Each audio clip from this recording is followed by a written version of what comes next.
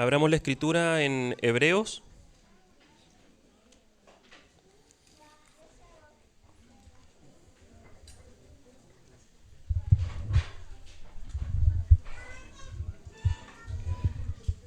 El libro de Hebreos, capítulo 12.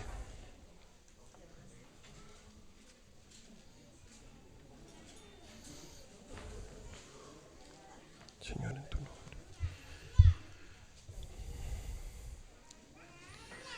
Hebreos 12, versículo 1.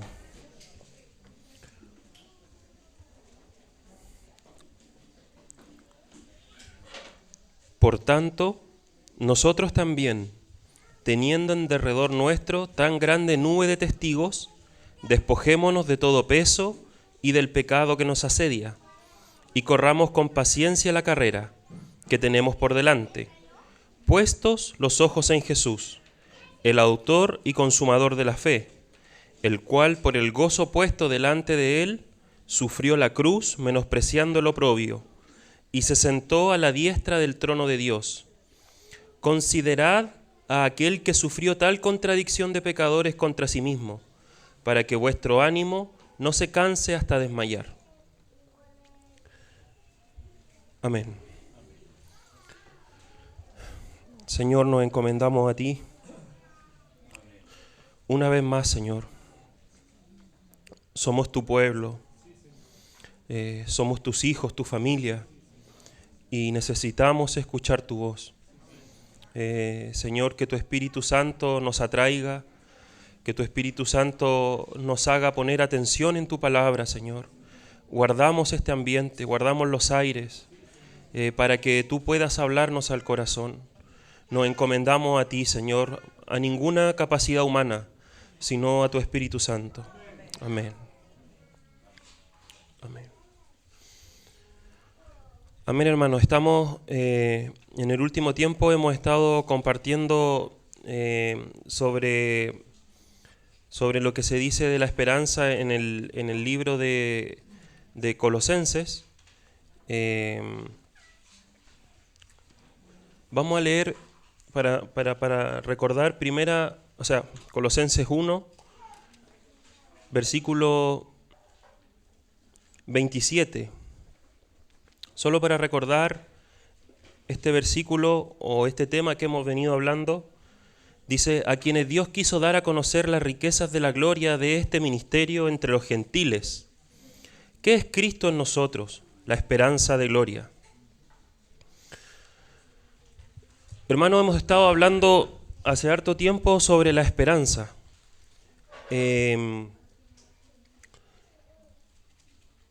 Y tendemos a pensar que la esperanza es algo futuro, ¿cierto? Algo que se espera y algo que está más adelante.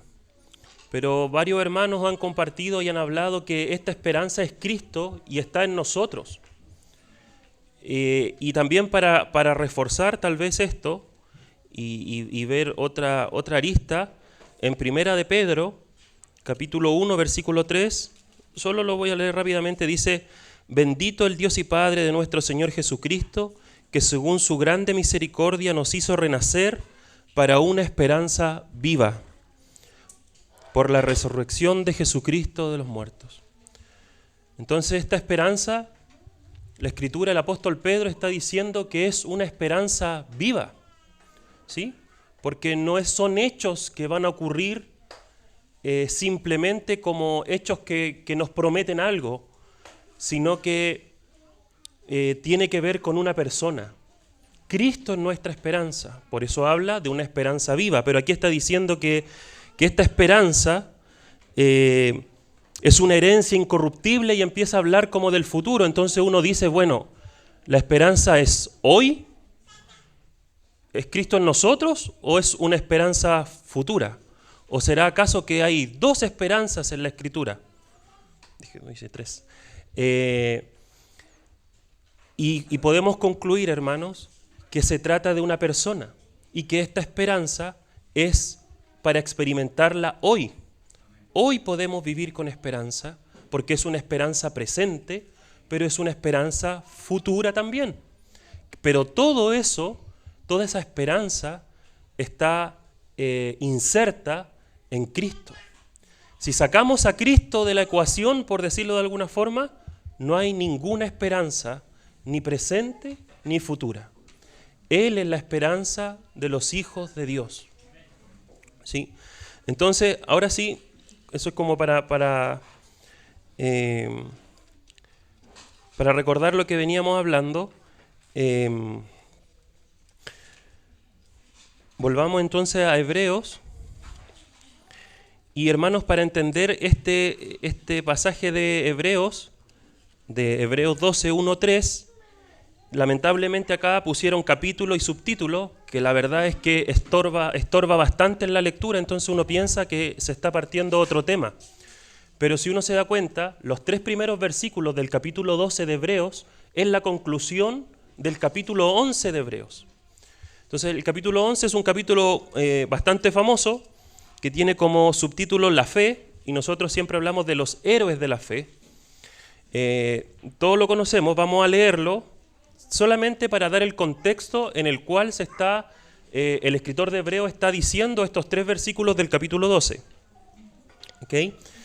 Dice, es pues la fe, la certeza de lo que se espera, la convicción de lo que no se ve, porque por ella alcanzaron buen testimonio los antiguos. Por la fe entendemos haber sido constituido el universo por la palabra de Dios, de modo que lo que se ve fue hecho de lo que no se veía. Y aquí se empieza a mostrar y a dar ejemplos de distintos hermanos en la historia del Antiguo Testamento que vivieron por fe. Dice, por la fe Abel ofreció a Dios más excelente sacrificio que Caín, por lo cual alcanzó testimonio de que era justo, dando Dios testimonio de sus ofrendas, y muertos aún hablaba por ella.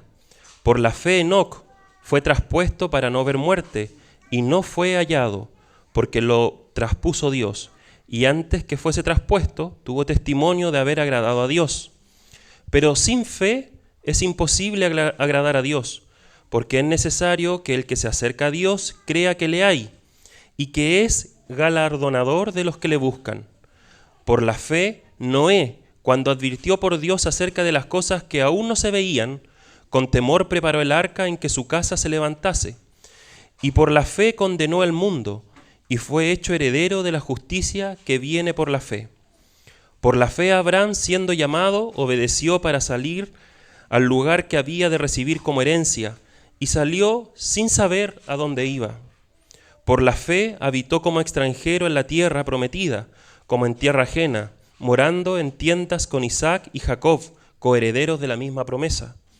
Porque esperaba la ciudad que tiene fundamentos, cuyo arquitecto y constructor es Dios.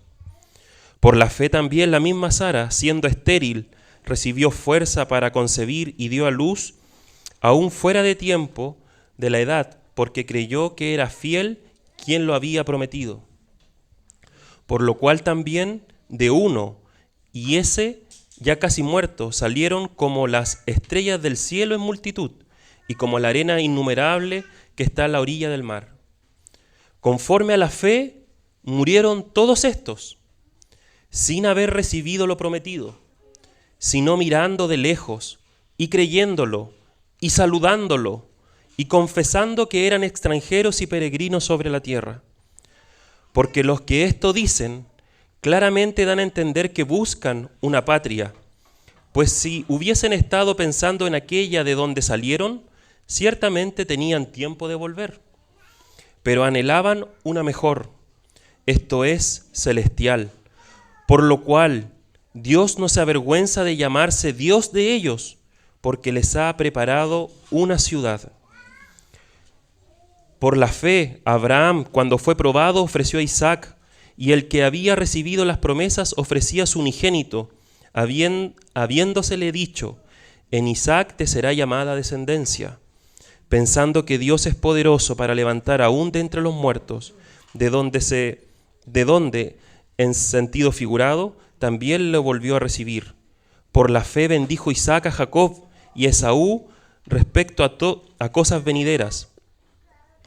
Por la fe, Jacob, al morir, bendijo a cada uno de los hijos de José y adoró apoyado sobre el extremo de su bordón. Por la fe José al morir mencionó la salida de los hijos de Israel y dio mandamiento acerca de sus huesos.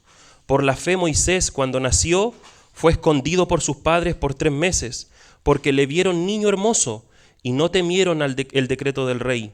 Por la fe Moisés, hecho ya grande, rehusó llamarse hijo de la hija de Faraón, escogiendo antes ser maltratado por el pueblo de Dios, con el pueblo de Dios, que gozar de los deleites temporales del pecado, teniendo por mayores riquezas el vituperio de Cristo que los tesoros de los egipcios, porque tenía puesta la mirada en el galardón. Por la fe dejó a Egipto, no temiendo la ira del rey, porque se sostuvo como viendo al invisible. Por la fe celebró la Pascua y la aspersión de la sangre, para que el que destruía a los primogénitos no los tocase a ellos.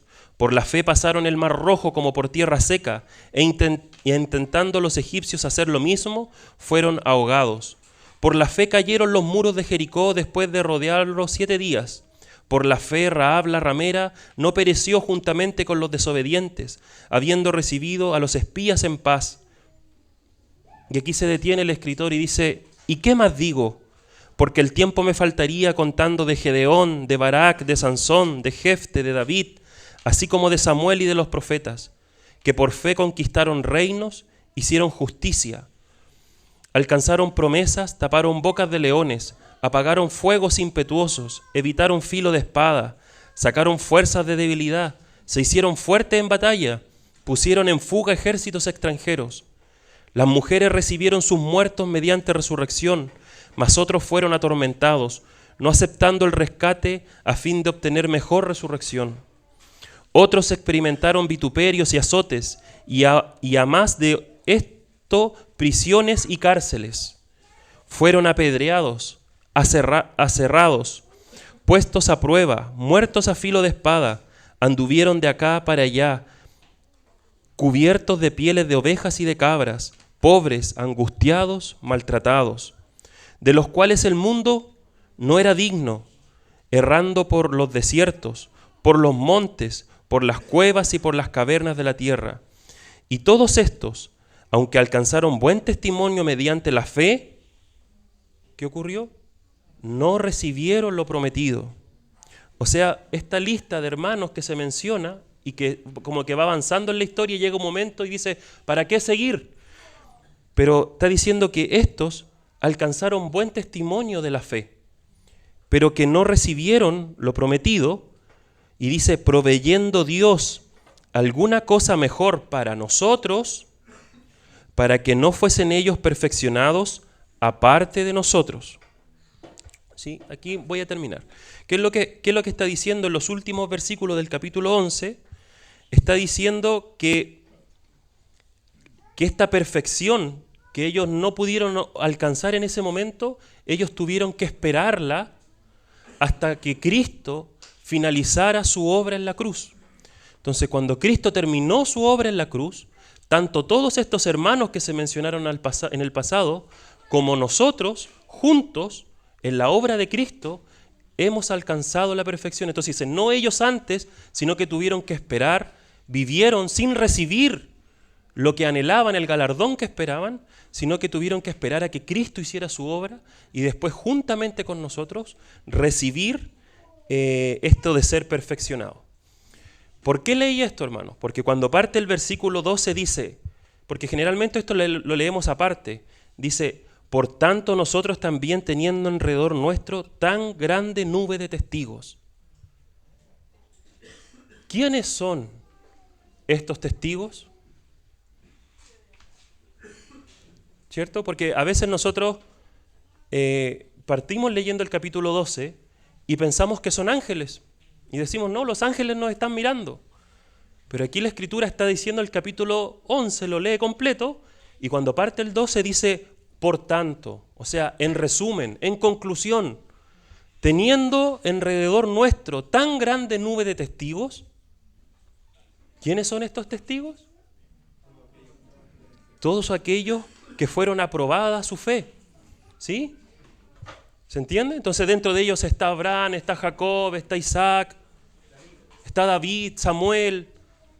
Todos los hermanos que vivieron en el Antiguo Testamento, viviendo por fe, como dice ese texto, viviendo por fe, pero sin esperar, sin recibir lo que ellos esperaban.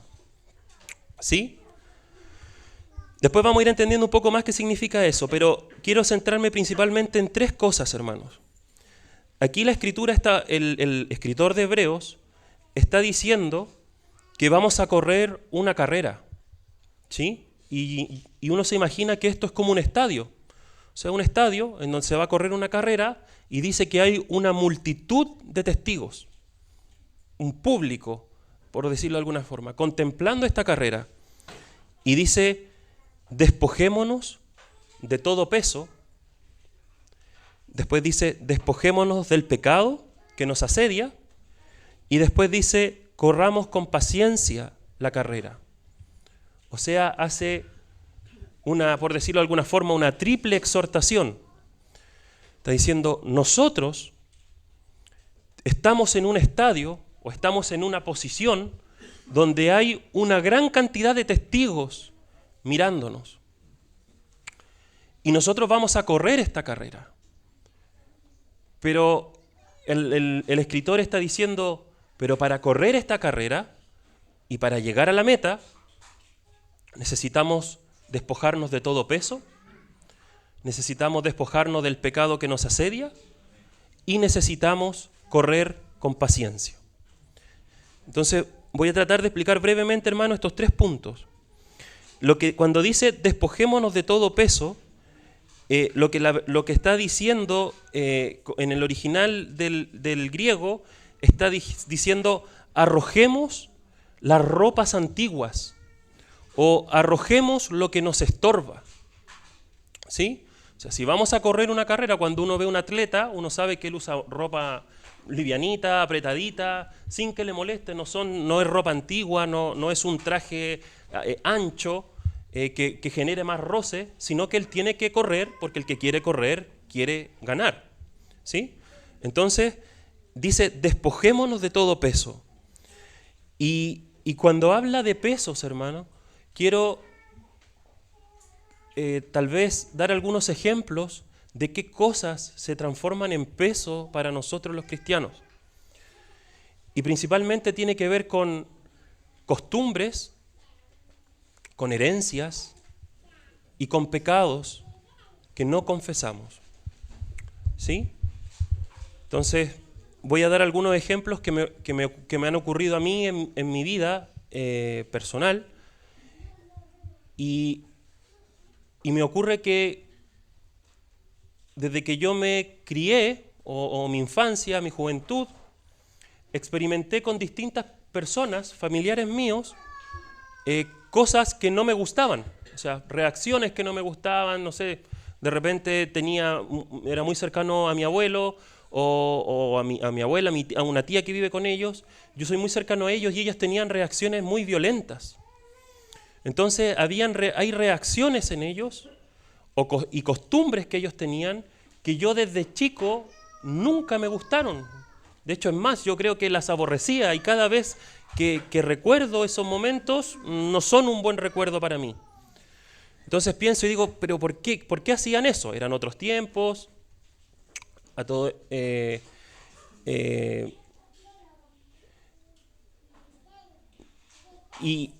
y cuando uno dice, esto me carga de mis padres, o mi abuelo, o mis tíos, mi familia tienen esto tan marcado, este carácter, y uno lo juzga, ¿cierto? Y lo identifica y sabe que está mal.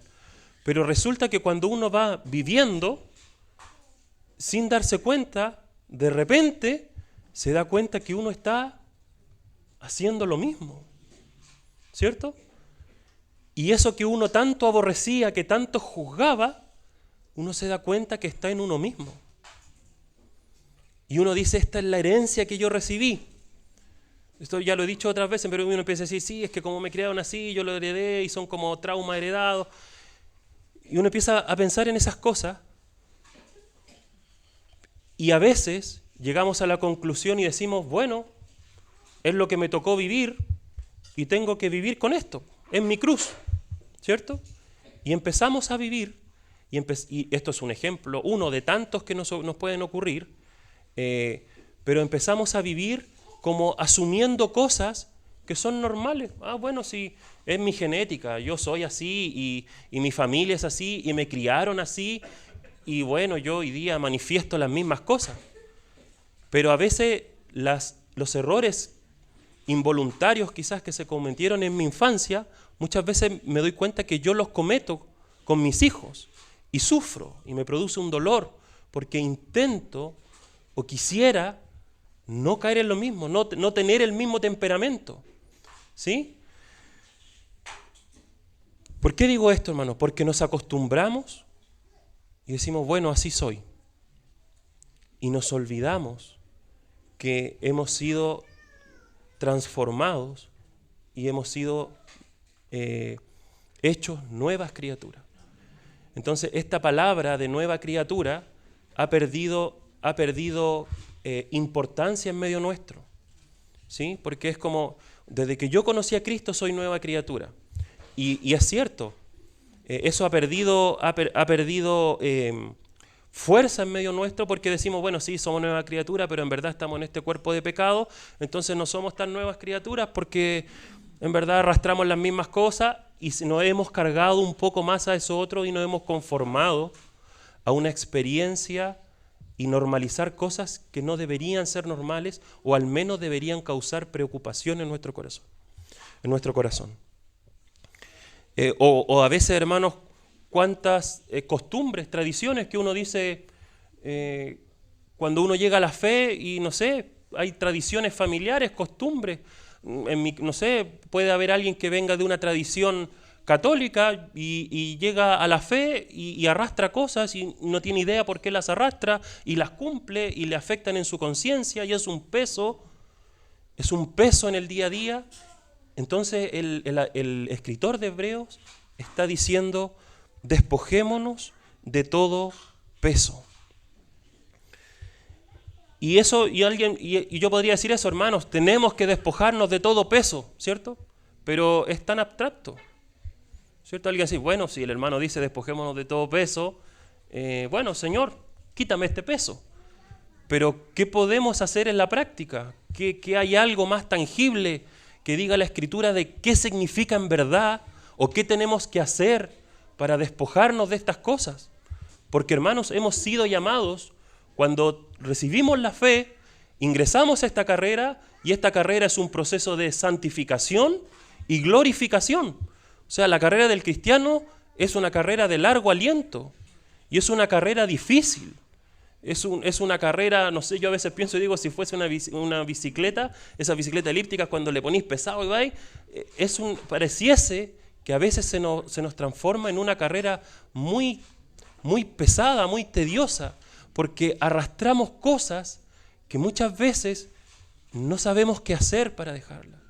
Y voy a leer 2 textos muy cortitos, hermanos, solamente a mención, cuando en Colosenses, en el mismo Colosenses,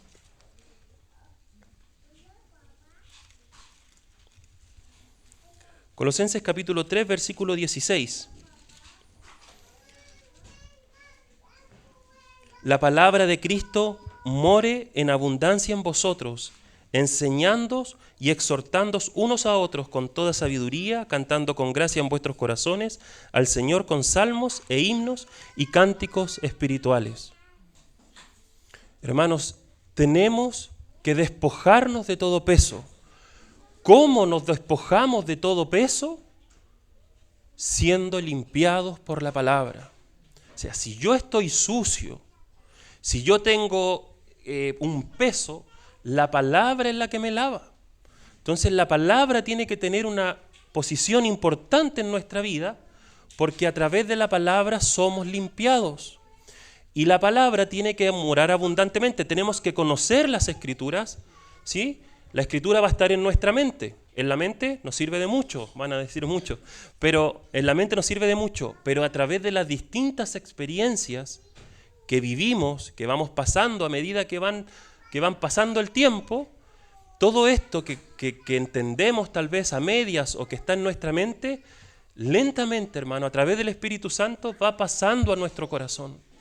Entonces, a través de sufrimientos, a través de pruebas, a través de dolores, de cuánta situación, la Escritura se va volviendo vida en nosotros. Entonces estas tradiciones, estas costumbres, estas cosas que nosotros arrastramos de toda la vida y que creemos que vamos a vivir amarrados a eso para siempre, sin darnos cuenta, a través de la palabra, lentamente el Señor va haciendo una obra en nosotros. Y hay veces que decimos, oye, yo antes hacía esto y sufría por eso y resulta que de repente ocurrió una situación en mi vida, el Espíritu Santo trajo un texto a mi mente y por primera vez esto que yo había leído, que yo no entendía mucho, como yo experimenté algo, es como que el Espíritu habló a mi corazón y yo pude entender ese texto y se hizo vida en mí. Y es un proceso, hermano. Entonces por eso es importante que la palabra tiene que morar en abundancia en nosotros. No es opcional.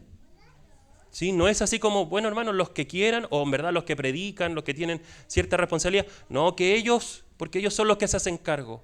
No, hermanos, no estudiamos o no leemos la Escritura simplemente para predicar. Estudiamos la Escritura porque necesitamos que se empiece a hacer vida en nosotros. Recuerden, esta esperanza no es una esperanza mental o una esperanza solamente escrita futura. Es una esperanza viva, es Cristo en nosotros. Y el Espíritu Santo va a ir haciendo esa obra de limpiarnos. Otro texto también, en Santiago, hermanos. Un solo versículo, muy puntual. Otra cosa que para nosotros es un peso. Capítulo 5, versículo 16. Confesaos vuestras ofensas unos a otros y orad unos por otros para que seáis sanados. La oración eficaz del justo puede mucho. A veces cometemos el error y decimos, bueno, yo tengo un pecado, pero ese pecado es entre yo y Dios. Y yo le voy a pedir perdón a Él. Y entre nosotros nos arreglamos. Y resulta que ese pecado, que lo cometí una vez, lo empiezo a cometer una segunda vez, una tercera vez. Y ya la cosa se puso complicada porque ya no es un pecado, un incidente, por decirlo de alguna forma, sino que es una práctica. Y la Escritura aquí está diciendo, dice, confesaos vuestras ofensas. Y hay otros textos que también hablan de confesar los pecados. Pero porque dice que la oración sana.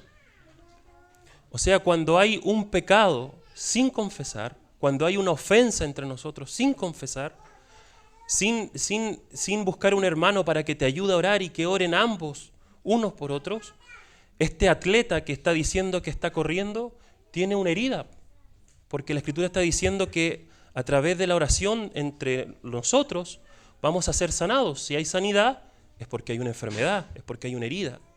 ¿Y cómo un atleta va a correr con una herida para ganar? ¿Cierto? Tiene que estar sano. Amados hermanos, el pecado tiende a llamarnos, o nuestra carne, nuestro pecado, nuestra condición, nos invita a ocultar, nos invita a aparentar. Eso es lo más cómodo para nosotros. Pero a largo plazo, hermanos, nos impide correr esta carrera sin peso. Esto es lo primero que está diciendo el escritor de Hebreo. Quiten todo peso. ¿Sí? Entonces estoy solamente dando dos ejemplos prácticos. Uno, es importante que la palabra more en abundancia en nosotros para ser corregidos en costumbres, en herencias y en otras cosas que pueden venir. Y también necesitamos confesar nuestras ofensas los unos con los otros, orar juntos para ser sanados. Esas son dos formas prácticas de estar livianos en esta carrera. El segundo punto, hermanos, es... Estoy en Pedro, así nunca vamos a leer. Dice, despojarse del pecado que nos asedia. Ahora, cuando habla del pecado que nos asedia, está diciendo de algo que nos rodea, que está fuera de nosotros.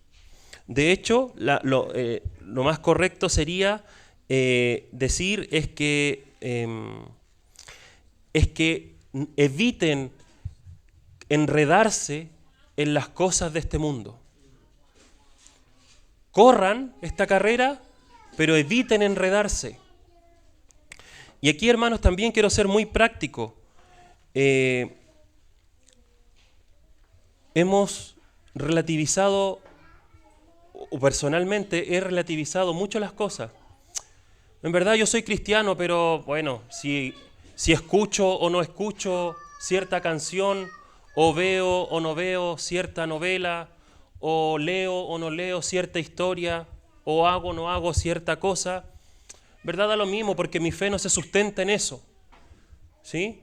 Da lo mismo. Mi fe no es eso, es la obra de Cristo en mí, y lo que yo haga en verdad son cosas nomás que se hacen y están en el mundo, y son cosas seculares, y pasa.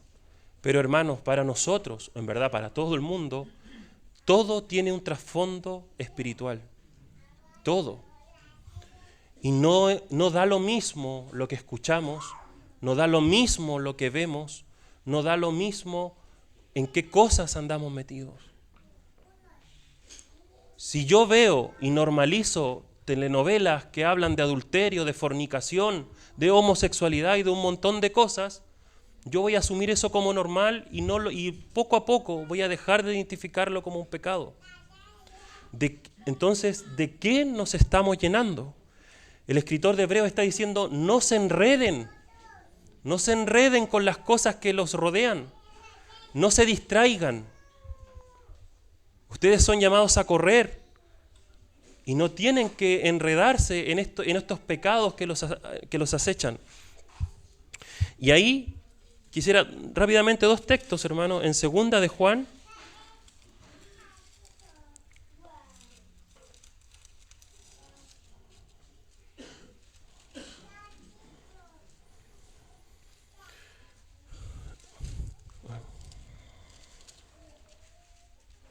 Perdón, 1 de Juan 2:16. Dice, porque todo lo que hay en el mundo, los deseos de la carne, los deseos de los ojos y la vanagloria de la vida, no proviene del Padre, sino del mundo. ¿Sí? O sea, la Escritura está diciendo, cuidado, no... Hay otras, la NBI, la NTV son más claros en esto. Pero, cuidado, no da lo mismo lo que ves. O sea, a ti tu naturaleza humana va a tener una tendencia, tus ojos se van a ir hacia un lugar, ¿sí?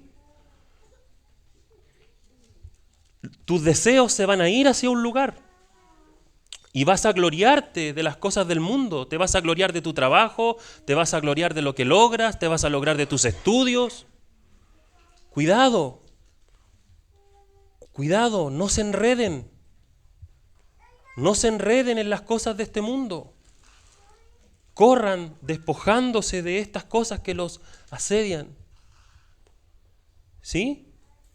Entonces no es lo mismo, hermanos. Y en 2 de Timoteo, fíjense lo que dice el apóstol Pablo, que es muy similar.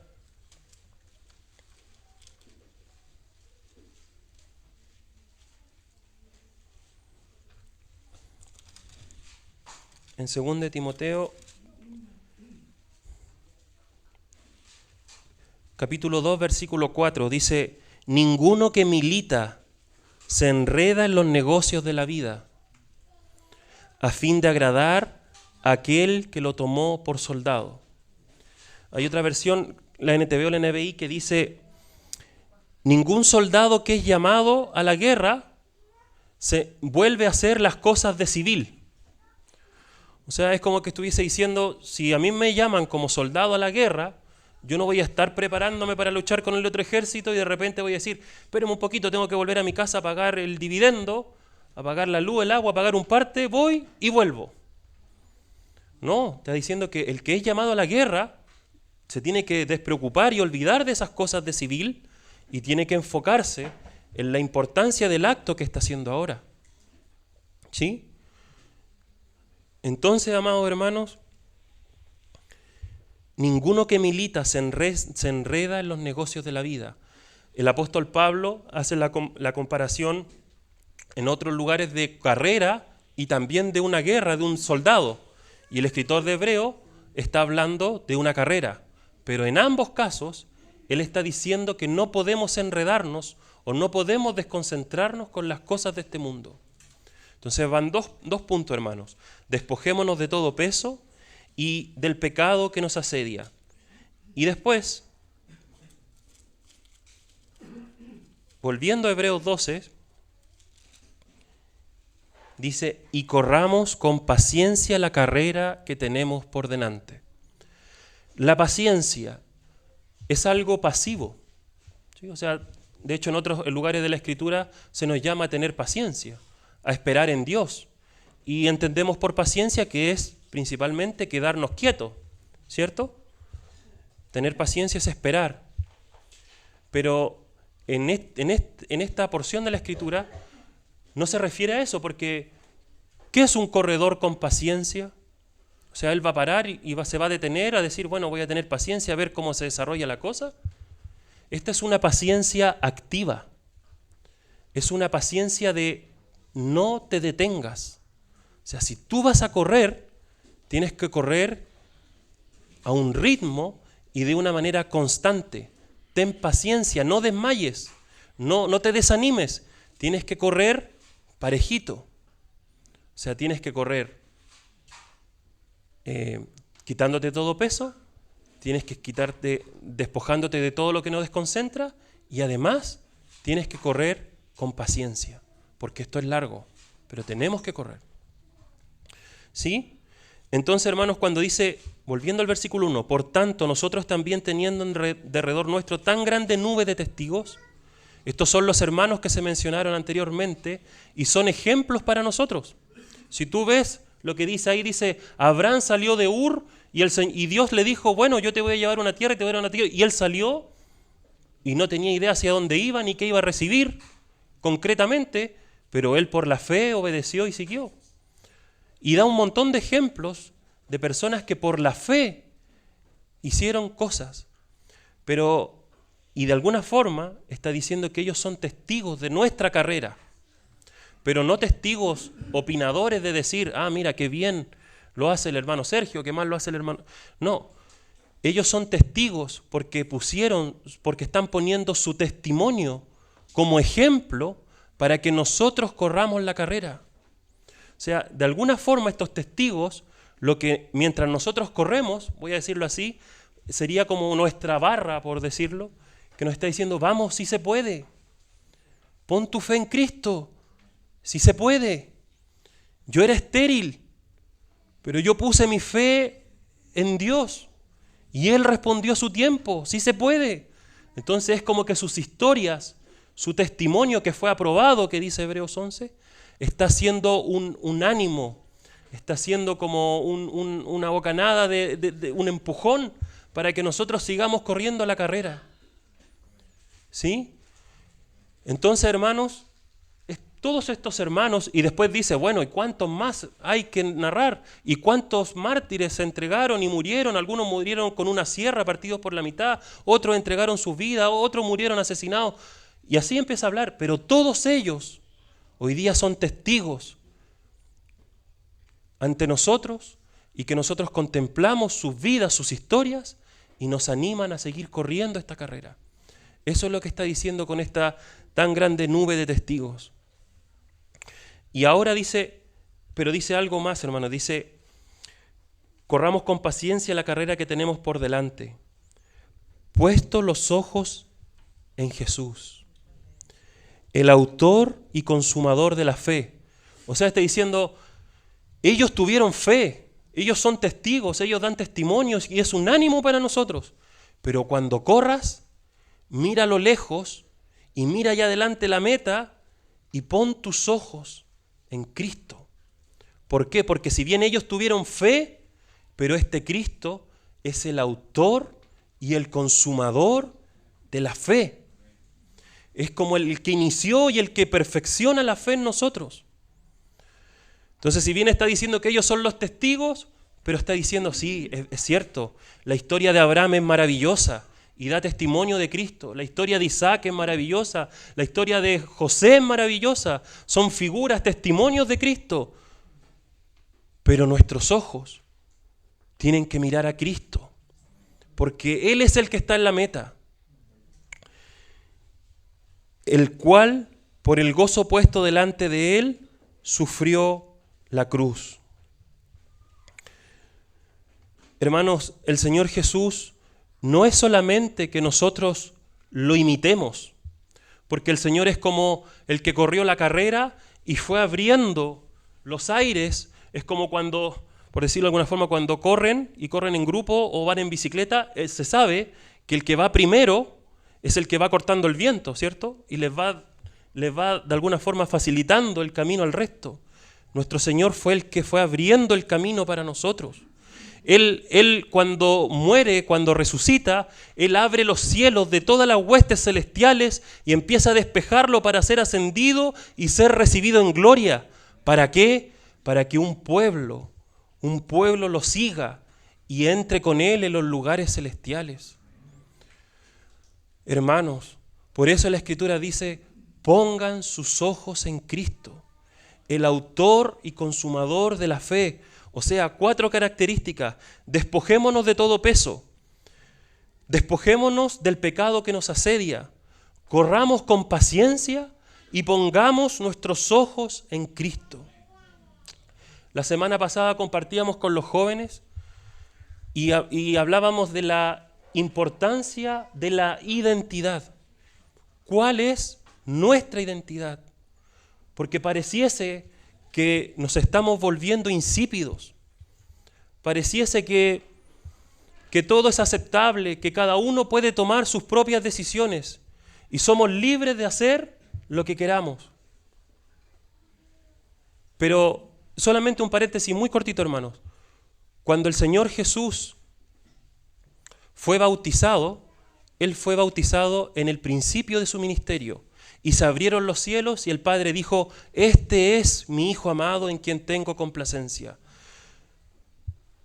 Lo hizo en el principio de su ministerio. Si yo lo hubiese tenido que hacer, yo hubiese dicho, lo hubiese hecho al final del ministerio, porque primero me hubiese asegurado que hubiese cumplido lo que tenía que hacer.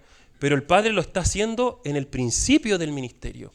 Porque independiente de lo que haga o no haga, el Padre está diciendo que Él tiene complacencia en su Hijo, no por lo que Él hace, sino por lo que Él es en sí mismo. En Él yo tengo complacencia. Este es mi Hijo amado. Y si uno, después uno cambia el texto y uno dice, ya terminó ese relato, y continúa otro y dice que el Espíritu llevó al Señor al desierto. Pero en la continuación, la Escritura está diciendo que Dios habló desde los cielos y después dice, el Espíritu llevó a Jesucristo, lo llevó al desierto y lo tentó Satanás. ¿Y con quién lo tentó Satanás? ¿Qué le dijo? Si eres hijo de Dios. ¿Qué es lo que Satanás intentaba destruir y él intenta afectar en todos nosotros? Es la identidad. ¿Cuál es nuestra identidad? ¿Con quién nos identificamos? Si el Padre dice de los cielos, este es mi Hijo, y Satanás le dice, si eres hijo de Dios. Cuando Satanás se presenta ante Eva, le dice, así que Dios ha dicho que seréis el ser. ¿Cuál es nuestra identidad? Hoy día cuando yo me presento, Esteban, yo puedo decir, yo nací en Temuco, yo tengo 2 hijos, un niño y una niña, yo estoy casado, yo vivo en Puente Alto y puedo dar un montón de características. Pero difícilmente, lo primero con lo que yo me voy a identificar es decir, hola, yo soy Esteban y soy cristiano. Y me identifico con Cristo. Y con lo que yo me identifico es según lo que yo hago en mi día a día.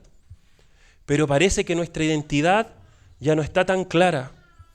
Pareciese que pasa a un segundo plano, y que todos opinen lo que sea, y en verdad Bueno, como estamos tan llenos de telenovelas, como leemos cualquier cosa, como nuestra mente está llena de pecado, de las cosas que vemos, las normalizamos. Y en verdad, bueno, sí, yo soy Esteban, hago todas estas cosas y algo más. Sí, también voy a la iglesia y soy cristiano. Pero todos estos héroes de la fe, si en algo se caracterizaban, hermanos, es que ellos tuvieron una identidad, una identificación completa con nuestro Señor. Completa. Y donde iba daban testimonio y se sabía. Por supuesto que no eran hombres perfectos. No hay ningún hombre perfecto de los que están en el capítulo 11. Todos pecaron, pero todos depositaron su fe en Cristo. Y todos se identificaron con Él, con Dios. Somos llamados a identificarnos con Dios, con Cristo, amados hermanos. Somos la iglesia, no podemos ser insípidos. Así como hoy día hay gente que pertenece al LGTB, a movimiento y lucha y muestra banderas con orgullo. Nosotros debemos mostrar nuestra bandera también con orgullo, con identidad, sabiendo a quién pertenecemos. Hermanos, hay tantas corrientes. Yo ese día le decía a los jóvenes, cuando yo era joven estaban las tribus urbanas y era como más sano, o sea, era como más... Ahí habían, no sé, Pokémon y un montón de cosas raras, pero... Y es porque el hombre tiene la necesidad de identificarse con alguien, con algo. Hay una necesidad de identidad.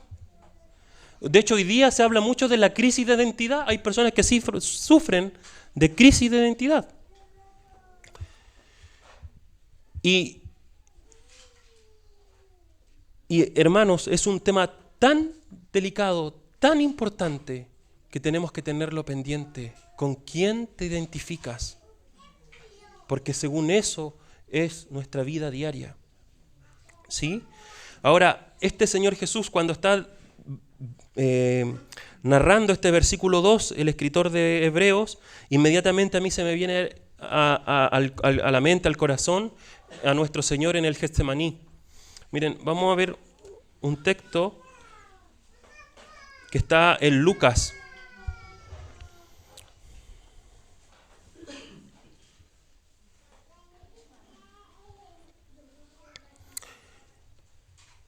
Voy a marcar acá.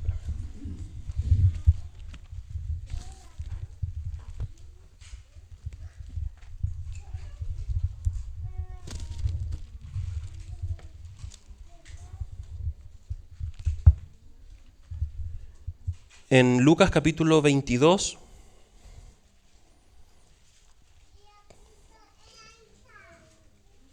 versículo 11, cuando el texto está diciendo, puesto los ojos en Jesús, el autor y consumador de la fe, el escritor está diciendo, miren a Jesús, el cual por el gozo puesto delante de él, sufrió la cruz, menospreciando lo oprobio. Fíjense lo que ocurre en este versículo, en el Lucas 22, 43. Vamos a leer el 42, dice, el Señor Jesús le dijo al Padre, Padre, si quieres, pasa de mí esta copa, pero no se haga mi voluntad, sino la tuya. Y este es un detalle que no siempre hacemos mención, por lo general dice, y se le apareció un ángel del cielo para fortalecerle. Y fíjense la condición de nuestro Señor, dice, y estando en agonía, oraba más intensamente, y era su sudor como grandes gotas de sangre que caían hasta la tierra. Cuando se levantó de la oración y vino a los discípulos, los halló durmiendo a causa de la tristeza. Y les dijo, ¿por qué dormís? Levantaos y orad para que no entréis en tentación. Hermano, en el versículo 43 dice, y se le apareció un ángel del cielo para fortalecerle, porque él estaba en agonía. Y les dijo a sus discípulos, orad, oren conmigo. Pero él estuvo solo y él tomó la copa del Padre. El Padre le entregó esa copa, él tomó la copa y la bebió. A diferencia de todos estos héroes de la fe, que si bien es cierto, fueron motivados por la fe, por la promesa, porque el que les prometió era fiel y no era un mérito simplemente de ellos que uno diga, ¡ay, qué genial era Abraham, qué fe más preciosa la de Jacob, qué David, qué espectacular era! No. El secreto no era lo que ellos hacían. Por supuesto que había un porcentaje de responsabilidad, pero al que hay que exaltar era al que prometía. Ellos tenían fe porque el que les prometía era alguien seguro, era alguien confiable, era alguien que le podía decir a una mujer, tú tienes 90 años y vas a tener un hijo. Y si bien hubieron dudas, el Señor respondió, Abraham, sal de Ur de los Caldeos y te voy a entregar una tierra. Moisés, ve con tu pueblo y sácalos de aquí. Y él renunció a ser hijo de Faraón, a ser hijo de la casta egipcia. Pero era mérito de ellos, o era tan grande el que se paraba delante de ellos que cuando les prometía cualquier cosa, invitaba a sus corazones a tener fe en él. ¿El que debería ser exaltado son estos héroes de la fe o aquel que promete? Pongan sus ojos en Jesús. Puesto los ojos en Jesús, el autor y consumador de la fe. Y aquí nuestro Señor dice, y se le apareció un ángel del cielo para fortalecerle. Ellos, los héroes de la fe, actuaron por una promesa, pero el Señor se estaba parando y estaba tomando, entre comillas, nosotros decimos tomando la decisión, pero esta decisión estaba tomada desde la eternidad. Este cordero había sido preparado de la eternidad, pero este cordero estaba tomando la copa, no de la cruz simplemente, sino que de lo que hemos compartido muchas veces, de separar su comunión por unos momentos con el Padre. Esa era su amargura, su dolor. Esto era lo que lo tenían en tal condición de angustia que su cuerpo llegó a sudar sangre y él agonizaba. Y no sabemos lo que el ángel le dijo, no tenemos idea, solamente podemos decir que el ángel descendió para fortalecerlo, para animarlo. Y ahora volviendo a Hebreos 12 dice, menospreciando lo oprobio y se sentó a la diestra del trono de Dios. Hermanos, este Jesús, el cual el autor de Hebreos nos invita a poner nuestros ojos en él, fue alguien que corrió su carrera y dijo, tetelestai, consumado es. No solamente consumado la cruz, no solamente consumado el sermón del monte, no. Todo consumado desde el principio de su vida hasta el último día, él tuvo que romper barreras para cumplir su propósito. Recuerden que cuando el Señor iba a nacer, mandaron a matar a todos los niños. Le dijeron que él tenía demonio, le dijeron que él era el Señor de la mosca. Tuvo todo el tiempo oposición de los hombres y de los pecadores. Por eso la Escritura después dice en el versículo 3, dice, considerad aquel que sufrió tal contradicción de pecadores contra sí mismo, para que vuestro ánimo no se canse hasta desmayar. O sea, considerar a este que todo el tiempo tuvo oposición desde que nació hasta que murió, pero él terminó su carrera y dijo, consumado es. Mírenlo a él. Él es el que sostuvo a Abraham, él es el que sostuvo a Jacob, él es el que sostuvo a David, él es el que sostuvo a Samuel. Él es el que ha sostenido a todos en la historia. Él es el autor de la fe. Mírenlo a él. Despójense de todo peso. Despójense de todo pecado que los asedia. Corran con paciencia y fijen sus ojos en Cristo. Identifíquense con él. Y cuando yo pienso que descendió el ángel, y pienso en nosotros, hermanos, cuando uno ve, no sé, las carreras largas que hacen los atletas en estos tiempos, uno ve que cada cierto tiempo hay una estación donde ellos se detienen y hay una persona entregando agua, líquidos para hidratarse, alguna fruta, algún suplemento alimenticio para que no se acalambre. Y son como estaciones que ellos van obteniendo ciertas cosas para continuar con esta carrera y poder terminarla.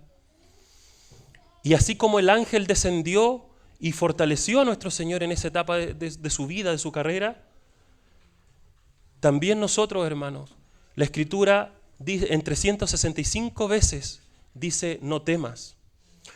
El hermano Christian Chen nos decía que 365 veces se decía esta palabra no temas o no tengas temor o alguna conjugación de esta palabra.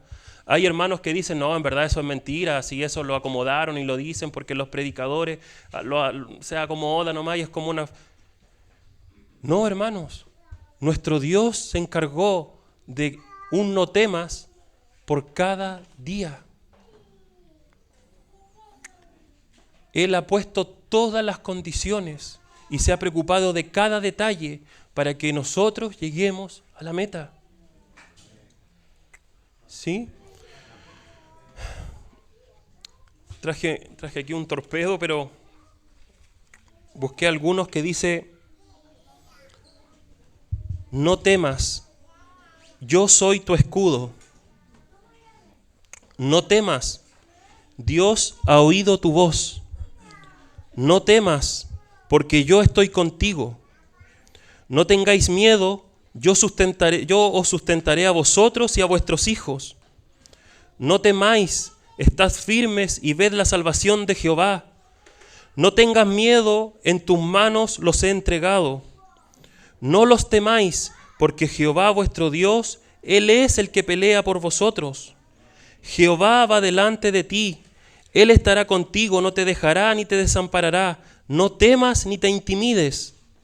En Dios he confiado, no temeré. ¿Qué puede hacerme el hombre? Esforzaos, no temáis. He aquí que vuestro Dios viene con retribución. Te acercaste el día que te invoqué y me dijiste, no temas. Hermanos, no solo las misericordias del Señor son nuevas cada mañana, sino que cada vez que abrimos los ojos, cada día, hay un no temas. No temas, sigue. No temas, despójate del peso que tienes. Busca un hermano, confiesa tus pecados, busca ayuda. No te enredes en las cosas de este mundo, despójate de lo que te asedia. Corre con paciencia y fija tus ojos en Jesús. Corre, corre. Que el Señor hable a nuestros corazones, hermano. ¿Cuánto necesitamos identificarnos con Cristo cada uno de nuestros días? Es precioso nuestro Señor, hermano. Es precioso. Señor, gracias por tu palabra.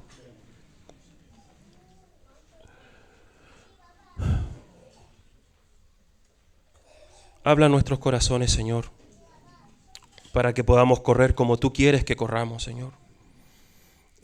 Líbranos, Señor, de ser perezosos, Señor, de ser irresponsables. Más bien, permítenos, Señor, aprovechar el privilegio que tenemos de correr esta carrera. Gracias, Señor, por el lugar en el que estamos. Gracias, Señor, por los testigos, por esta nube de testigos que tenemos.